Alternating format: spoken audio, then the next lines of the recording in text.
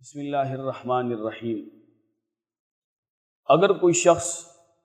نماز عید کی پہلی رکعت میں اس وقت شامل ہو کہ جب امام صاحب ثنا پڑھ چکیں، یعنی تکبیرات سے پہلے شامل ہوا، تو وہ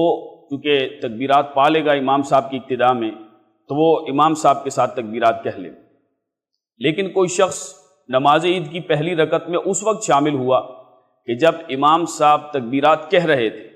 تو اب تکبیرات کے دوران یہ شامل ہوا، تو جو تکبیرات امام صاحب کہہ رہے ہیں یہ امام صاحب کی ابتدا میں وہ تکبیرات کہہ لے گا، اور جو باقی ماندہ فوت شدہ تکبیریں ہیں وہ امام صاحب کی تکبیرات کے کہنے کے بعد یہ کہے گا۔ یعنی مثال کے طور پہ امام صاحب نے ایک تکبیر کہہ دی ہے تو ان کی ایک تکبیر رہ گئی، اگر دو تکبیرات امام نے کہہ دی ہیں تو ان کی دو تکبیرات رہ جائیں گی۔ امام صاحب ایک تکبیر کہہ چکے ہیں تو یہ دو تکبیرات امام صاحب کے ساتھ ادا کریں گے، اور امام صاحب کی تکبیر کہنے کے بعد یہ جو باقی کی ایک تکبیر رہ گئی ہے پہلے وہ ادا کریں گے، اور اسی طرح سے اگر دو رہ گئی ہیں تو وہ دو ادا کریں گے۔ لیکن کوئی شخص نماز عید کی پہلی رکعت میں اس وقت شامل ہوا کہ جب امام صاحب ثنا بھی پڑھ چکے ہیں، تین تکبیرات زوائد بھی کہہ چکے ہیں، اور تین تکبیروں کے بعد تعوذ تسمیہ پڑھنے کے بعد اب امام صاحب قرات کر رہے ہیں، تو اب یہ جو ہی نماز میں داخل ہوں گے تو اسی وقت تین کی تین تکبیرات کہہ دیں گے۔ اور وہ تکبیرات کہنے کا طریقہ بھی یہی ہے کہ پہلی تکبیر میں کانوں تک ہاتھ اٹھا کے چھوڑ دیں گے، دوسری تکبیر میں پھر کانوں تک ہاتھ اٹھا کے چھوڑ دیں گے، تیسری تکبیر میں کانوں کو ہاتھ لگا کے ناف کے نیچے باندھ لیں گے۔ اب وہ نمازی یعنی مسبوق کہ جو نماز عید کی پہلی رکعت میں اس وقت شامل ہوا کہ جب امام صاحب حالت رکوع میں تھے، اب چونکہ امام صاحب رکوع میں ہیں اور یہ نماز میں شامل ہوئے، تو اگر انہیں یقین ہے کہ یہ تکبیر تحریمہ کہنے کے بعد تین تکبیرات کہیں گے، اسی طرح سے ہاتھ اٹھائیں گے جو کہ نماز عید کا طریقہ ہے اور نماز عید کے طریقے میں بیان بھی کیا جا چکا ہے، تو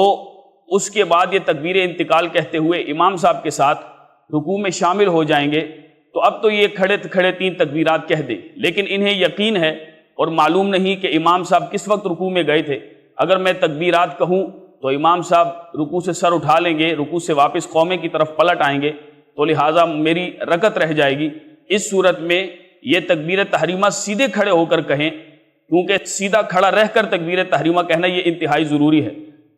اگر کسی نے اتنے جھکے ہوئے عجلت جلدی کی وجہ سے اتنا جھکتے ہوئے تکبیر تحریمہ کہی، ان کے ہاتھ گھٹنوں تک پہنچ گئے، تو اس صورت میں ان کی نماز شروع ہی نہیں ہوئی۔ تو اس پہ بہت زیادہ ہر نماز میں خیال کیا جائے۔ بہرحال تکبیر تحریمہ سیدھا کھڑا رہ کر ادا کی جائے، اور اس کے بعد بغیر ہاتھ باندھے تکبیر انتقال کہتے ہوئے امام صاحب کے ساتھ رکوع میں شامل ہو جائیں۔ اب اس میں ایک صورت تو یہ ہے کہ امام صاحب کے ساتھ یہ تو رکوع میں شامل ہو گئے تو وہیں تین تکبیرات رکوع میں ہی کہہ دیں گے اور یہاں ہاتھ نہیں اٹھائیں گے۔ اگر نمازی اسی طرح سے امام صاحب رکوع میں ہیں اور نمازی عید کی پہلی رکعت میں شامل ہوا اس وقت امام صاحب رکوع میں تھے، تو اب یہ امام صاحب کے ساتھ رکوع میں تو شامل ہوئے، لیکن ان کی تین تکبیرات مکمل نہ ہوئی تھی کہ امام صاحب نے رکوع سے سر اٹھا لیا، تو اب یہ امام صاحب کی ابتدا میں یہ واپس پلٹ آئیں گے اور یہ باقی تکبیرات نہیں کہیں گے، باقی تکبیرات ان سے ساقط ہو جائیں گی، معاف ہو جائیں گی۔ اب اگر نمازی نماز عید میں اس وقت شامل ہوا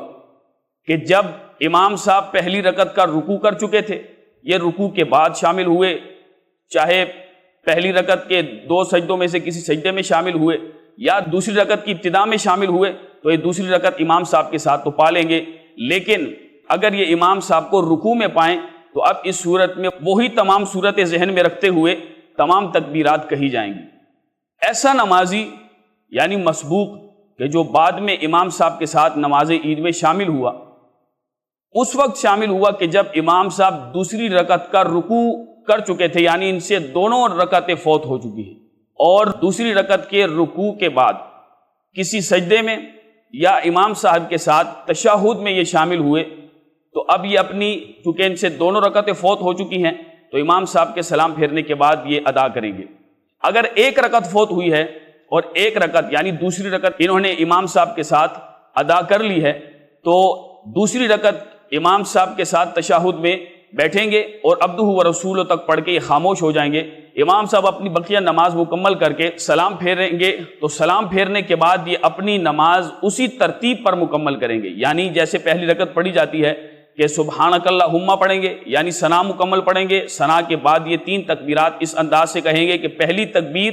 کہتے ہوئے کانوں تک ہاتھ اٹھا کے چھوڑ دیں گے، دوسری تکبیر کہتے ہوئے کانوں تک ہاتھ اٹھا کے چھوڑ دیں گے، تیسری تکبیر کہتے ہوئے یہ کانوں کو ہاتھ لگا کے ناف کے نیچے باندھ لیں گے، اور اس کے بعد سورہ فاتحہ پڑھیں گے۔ سورہ فاتحہ کے ساتھ کوئی سورت ملائیں گے، یا 3 آیتیں، یا ایک اتنی بڑی آیت کہ جو 3 آیتوں کے برابر ہو۔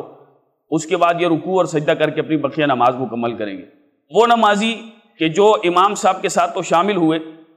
لیکن ان سے دونوں رکعتیں فوت ہو چکی تھیں، یعنی وہ دوسری رکعت کے رکوع کے بعد کسی رکن میں شامل ہوئے، تو اب اس صورت میں چونکہ دونوں رکعتیں فوت ہو چکی ہیں، لہٰذا یہ امام صاحب کے ساتھ تشہد میں تو شامل ہوں گے اور ان کو عید کی جماعت کا نماز کا ثواب بھی مل جائے گا، لیکن یہ اپنی بقیہ نماز کو اسی ترتیب پر، سیدھی ترتیب پر مکمل کریں گے۔ عبدہ و رسولہ تک پڑھ کے خاموش ہو جائیں گے، اور امام صاحب کے سلام پھیرنے کے بعد یہ جب کھڑے ہوں گے تو اسی ترتیب پر اپنی نماز ادا کریں گے، پہلی رکعت اور پھر اسی طرح سے دوسری رکعت۔